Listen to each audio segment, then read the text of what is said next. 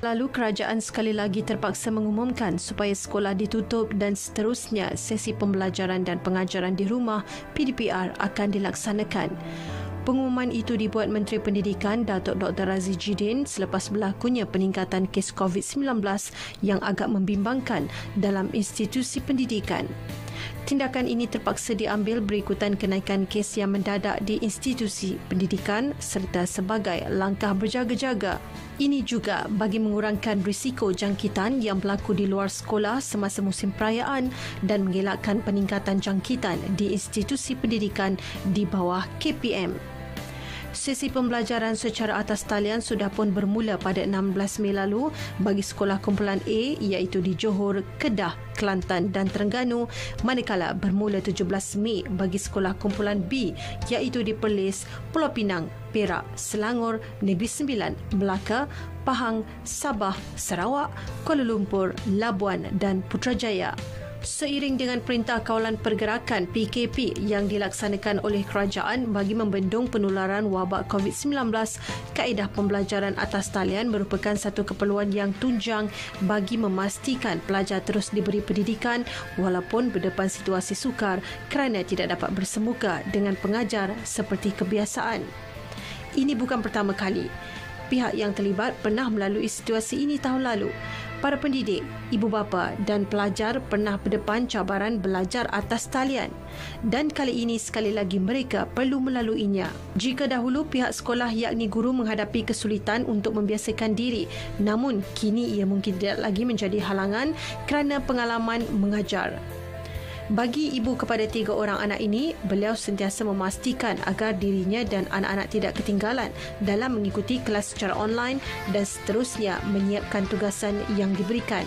Cabaran dia memang agak tough jugalah sebab saya bekerja. Jadi macam dulu kita hantar anak pergi sekolah, kita tahu balik malam baru kita cek kerja sekolah kan. Sekarang bangun pagi, saya dah kena cek handphone dulu. So, saya di office, saya akan jot down hari ni kerja apa, hari ni nota apa. Balik rumah, mulalah diorang punya sesi. Sebab diorang tak boleh nak ikut sesi pagi macam sekolah tu. Sebab kita kerja kan. Tapi ada banyak perbezaan lah daripada sistem dahulu dengan sekarang. Sistem sekarang nampak lebih teratur. Tahun ni nampak lebih teratur. Cikgu-cikgu pun dah guna satu platform yang sama. Dan cikgu-cikgu pun dah boleh buat rakaman dan kita boleh ulang rakaman tersebut. Berbanding dengan tahun lepas, mungkin semua orang masih kelang kabut kan. So semua melalui WhatsApp, ada yang tertinggal. Kita pun tak tahu ada kerja sekolah ke, tak ada. Sebab terlalu banyak info yang masuk. Guru dilihat semakin yakin dan mahir untuk mengendalikan kelas secara maya. Walaupun tidak semudah yang disangkakan, guru tiada pilihan lain. Dengan kapasiti dan fasiliti yang ada, pembelajaran perlu diteruskan agar tiada murid yang tercicir. Puan Zakiah, ibu berkerjaya ini mengakui agak kekok dan stres pada peringkat awal pembelajaran secara atas talian dilaksanakan tahun lalu. Baginya, ibu bapa perlu menjadi guru dan ibu di rumah. Sekiranya berlanjutan PDPR ni, sekarang untuk permulaan nampak ada progres lah pada yang dahulu. Semoga, tapi saya lebih harap cikgu-cikgu pun semua guru tu pun guna satu channel yang sama. Buat masa ni masih ada lagi guru-guru yang masih guna cara lama melalui contohnya WhatsApp saja. Padahal cikgu yang lain dah guna GCR, dah guna Telegram. Saya harap macam itulah cikgu dan ibu bapa sama-sama berbincang dan supaya memastikan tak ada yang tertinggal, anak-anak murid yang tertinggal. Puan Zakiah, ibu berkerjaya ini mengakui agak kekok dan stres pada peringkat awal pembelajaran secara atas talian dilaksanakan tahun lalu. Baginya, ibu bapa perlu menjadi guru dan ibu di rumah yang mana dirasakan tidak semua individu mampu melaksanakannya dengan baik. Tetapi, Allah bisa tegal biasa. Tanggungjawab ini wajib dipikul dengan baik dan amanah. Bukan mudah sebenarnya. Tugas ini perlu digalas dengan sebaik mungkin oleh semua pihak, yakni guru, ibu bapa dan pelajar. Pelaksanaan pengajaran dan pembelajaran di rumah PDPR bagi pelajar dan murid di seluruh negara dilihat bukan sahaja membawa cabaran besar kepada ibu bapa, malah guru dan pelajar juga terpaksa berdepan dengan pelbagai isu. Permasalahannya ialah data dan juga gadget. Ya, sebab mereka berkongsi dengan ibu bapa Jadinya kelas tu hanya dapat dijalankan apabila pada waktu malam, ya, setelah ibu bapa balik, barulah mereka dapat menggunakan gadget sebab masalah di bandar dan juga di kawasan pedalaman, ya, kawasan pinggir bandar ni lain dari segi mungkin komputer, PC, ya, mereka tiada. Jadinya benda ni baru, jadi agak susahlah bagi mereka untuk dapat input daripada cikgu, ya. Macam saya pun hanya menggunakan WhatsApp, saya hantar kerja dan saya meletakkan satu kotak box di depan, ya, untuk pelajar menghantar kerja-kerja dan letak di dalam tu. Ya, sebelum tu kita kena kreatif berfikir, ya, pada PDPR 1.0 tu kita kena kreatif, cepat berfikir macam mana nak selesaikan dan pengajaran dan pembelajaran anak-anak murid tu berjalan seperti biasa.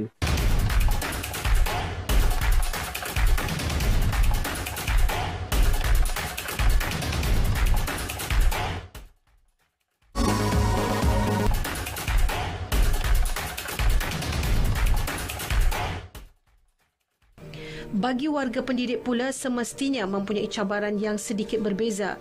Punya tanggungjawab di rumah menguruskan keluarga dan mendidik anak-anak murid sekolah dari dalam talian. Antara kesukaran yang dihadapi golongan pendidik adalah seperti sukar untuk memantau disiplin dan tumpuan pelajar. Pelbagai aplikasi diguna pakai dengan harapan cuba jaya. Kalau boleh kita nak buktikan yang kita ni mampu. Kalau yang tak celik IT, kita kena belajar. Sebab tema kita pun berguru demi ilmu, ya, bina generasi baru, kita kena buat, kena lakukan supaya anak murid kita dapat dan gaji kita juga berkat. Macam itulah. Jadi menjawab tadi tu, saya rasa permasalahannya masih lagi sama dari segi gadget, line, ya. Kalau line data internet kita laju, gadget pun ada, saya rasa masalah ni tak ada. Ya, masalah itu tetap pada saya lah. Tak tahulah kepada rakan-rakan yang lain, tapi masalah saya ialah gadget dan juga data. Kemampuan lah, dari segi kemampuan. Jadinya ada juga cikgu yang membantu, ya. Kita perkenalkan macam-macam lah untuk membantu. Ni kan ada, kadang-kadang kita ada handphone yang second hand, rasa tak guna, kita bagilah kepada anak murid yang tak mampu, kan. Buat apa kita simpan, kan. Kurang pahala ke kita nanti. Jadinya saya rasa dalam satu kelas tu separuh masih lagi tak ada kemudahan gadget dan data internet ni lah. Proses ini sangat mencabar kerana kesemua pihak perlu memberi komitmen yang tinggi untuk menyertai pelbagai aplikasi. Ruang penambahbaikan dalam pengajaran PDPR perlu dipertingkatkan kerana banyak isu yang dibangkitkan, terutama kesediaan murid dan guru menerima kaedah ini sebagai sebahagian daripada normal baharu dalam pendidikan. Antaranya, 70 hingga 80% guru melaporkan cabaran utama melaksanakan PDPR adalah kesukaran mendapatkan perhatian pelajar selain masalah kekurangan peralatan, kelemahan infrastruktur dan capaian internet. Kehadiran murid yang mengikuti PDPR pula tidak mencapai 80% dan kebanyakan murid tidak memberikan fokus kerana suasana rumah yang tidak kondusif. Ada juga ibu bapa yang mengeluh kerana tidak dapat fokus terhadap pembelajaran anak-anak sekaligus terpaksa mencari nafkah dengan bekerja di rumah, atau lebih sukar lagi apabila terpaksa mengendalikan kelas anak-anak dan bekerja di rumah dalam satu masa. Bagi ibu bapa yang bekerja, cabaran membahagikan masa sangat ketara. Cabaran pembelajaran dalam talian dilihat berbeza buat ibu kreatif bernama Nur Salina. Ibu kepada 9 orang anak ini pernah tular kisahnya kerana kreativiti mendidik anak-anak dari rumah. Bukan mudah mempunyai 9 orang anak dan dalam masa yang sama memastikan kebajikan dan pendidikan mereka terjaga, terutamanya dalam musim PKP yang masih berlarutan sehingga sekarang. Saya mempunyai 9 orang anak dan masing-masing 7 daripadanya telah bersekolah dan 2 orang lagi masih kecil. Memandangkan anak saya yang seorang tu baru masuk ke tahun 1, dia tidak akan melalui proses bagaimana yang kanak-kanak tahun 1 laluinya lah, seperti tahun-tahun yang lepas. Jadi saya pun memikirkan bagaimana saya nak menjadikan rumah ini situasinya seperti di sekolah. Pada hari pertama saya telah membuat kelas dengan meletakkan meja dan seolah-olah macam di dalam kelas lah. Dengan tujuan supaya anak-anak dapat merasa bahawa mereka berada di sekolah. Dan saya mewajibkan semua anak-anak untuk memakai baju sekolah.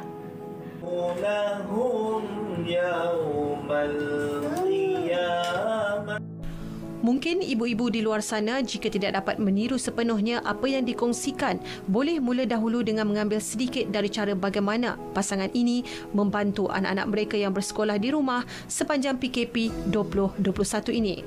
Mungkin dengan cara ini anak-anak akan rasa lebih teruja dan gembira untuk belajar. Pada hari kedua baru saya dapat idea. Itu pun melalui idea daripada kawan-kawan untuk saya membuat kantin sekolah. Dan apatah lagi anak yang darjah 1 ni dia tak pernah lagi membeli. Jadi saya pun cuba hidupkan suasana kantin di dapur saya. Jadi saya membawa kantin pula masuk ke dalam dapur saya. Saya dapati anak-anak sangat seronok dan sangat gembira sebab dia dapat membeli di kantin. Waktu tempoh pelaksanaan PDPR tu, saya menggunakan hanya satu handphone sahaja dan guru-guru hanya memberi video guru tu sendiri ataupun link untuk dibuka dan difahamkan untuk didengar. Jadi saya akan membeli kelengkapan seperti pensel warna, kertas lukisan, kertas warna dan macam-macam lagi lah, supaya saya dapat membuat aktiviti untuk anak-anak sementara menunggu anak yang lain pegang handphone untuk sesi pembelajaran mereka lah.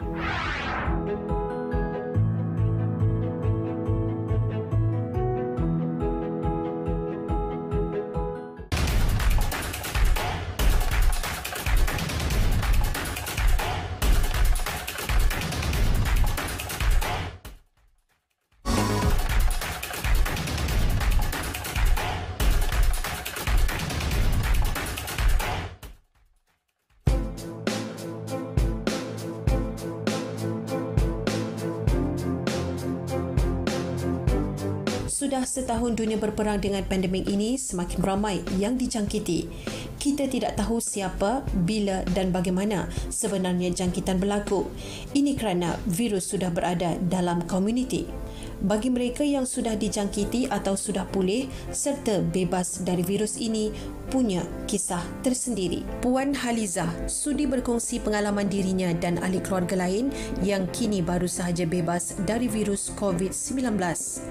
Walaupun disahkan positif virus, Puan Halizah yang berusia 60 tahun ini sentiasa kekal aktif dan berfikiran positif.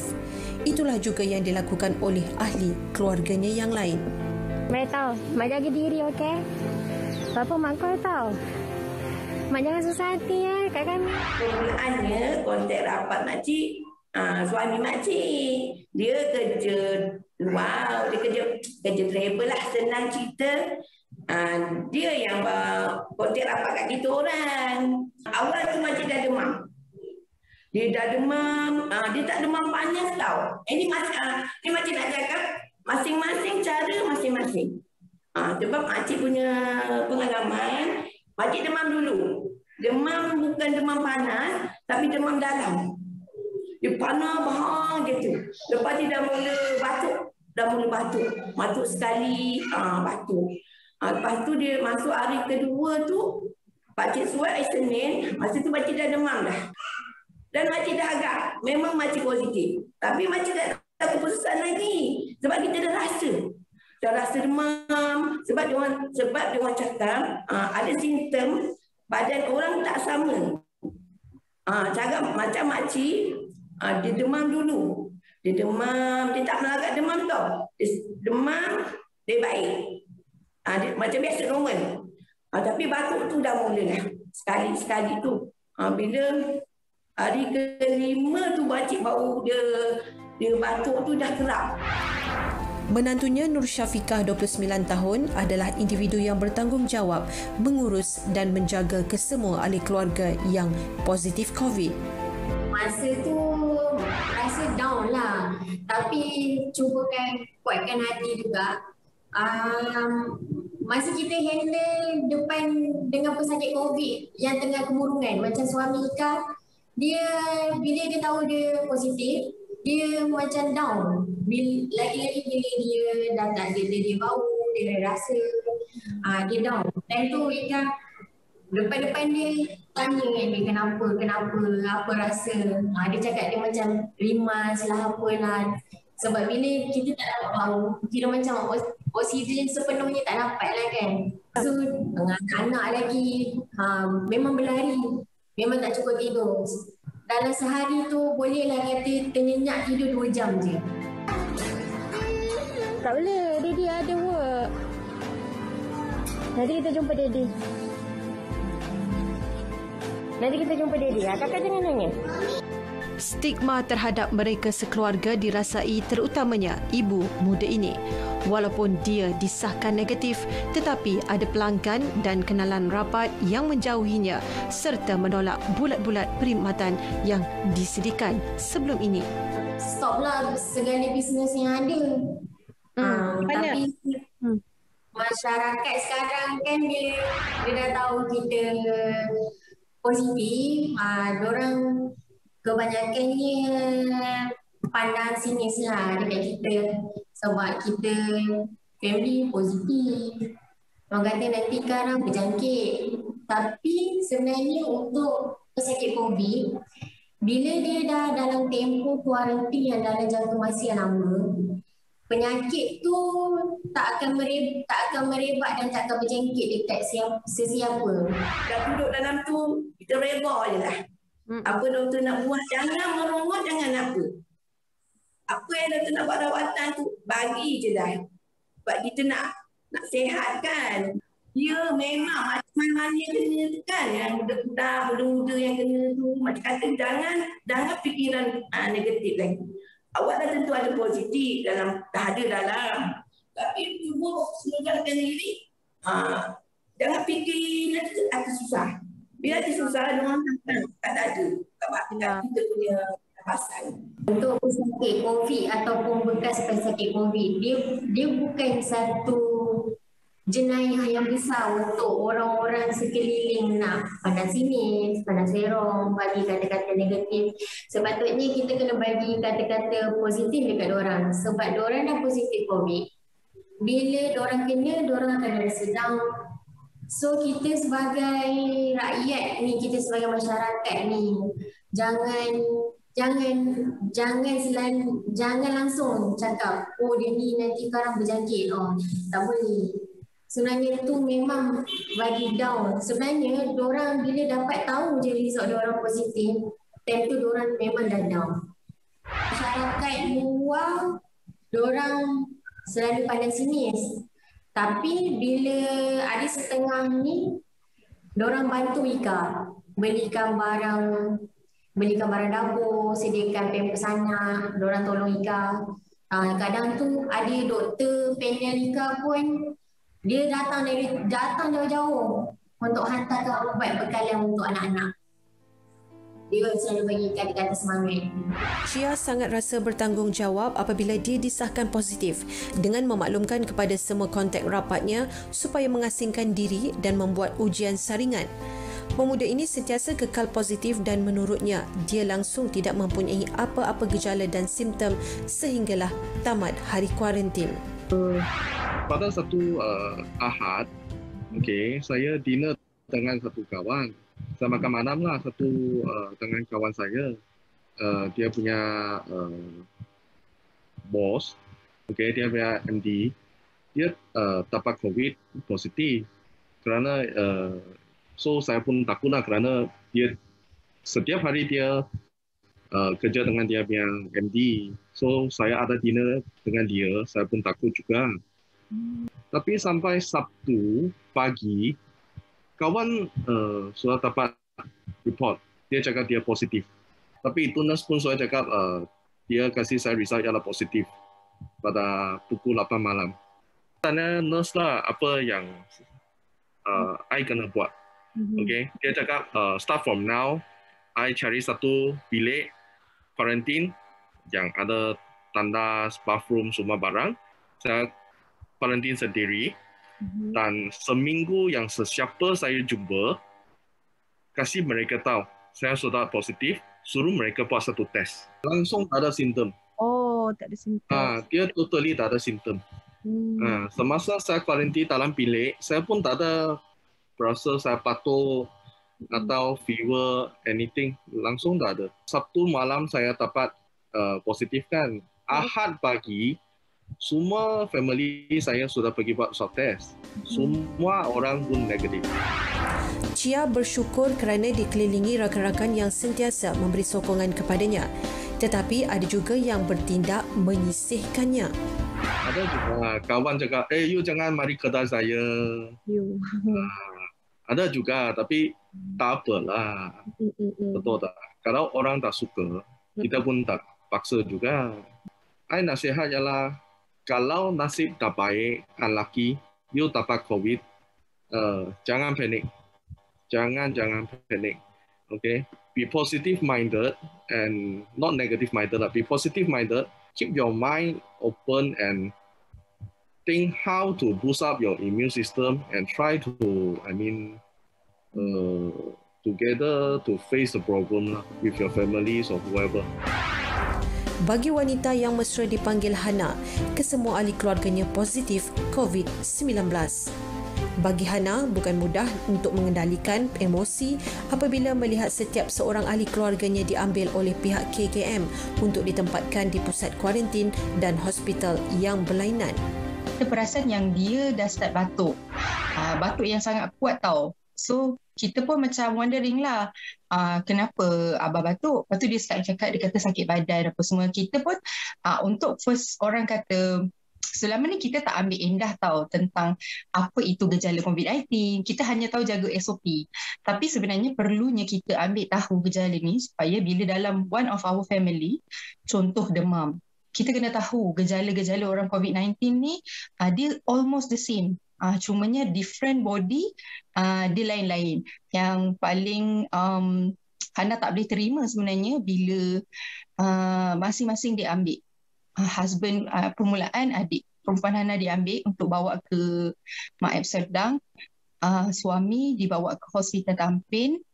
Time tu kira macam breakdown sangat sebab kita tahu sebab kita hanya nampak selama ni dalam berita orang kena tahan.